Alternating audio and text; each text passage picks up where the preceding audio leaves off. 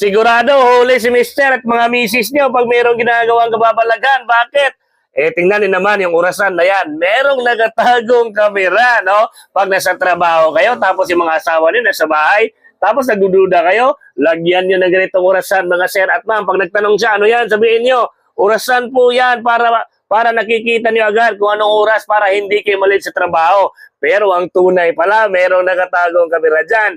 Tingnan niyo naman, yung actual. Ito yung actual record niya. Ida-download nila yung application para mapanood niyo. Kahit nasa trabaho kayo, napapanood niyo yung actual record niya, mga sir at ma'am. Tapos pag nilagay niyo nakaharap sa kwarto niyo, mas magandang magduda talaga tayo. Kaysa hindi kayo nagdududa na wala kayong kalam-alam na meron na palang ginagawang kababalaghan, di ba? So mas maganda nagdududa kayo para pag nasa trabaho kayo at napanood niyo yung video na yan at wala kayong nakita, napakaganda ng relasyon, di ba? Kung gusto niyo ng orasan na meron nakatagong kamera, pwedeng mabili sa online. Check nyo dyan sa comment section, nandyan na rin si Yellow Basket.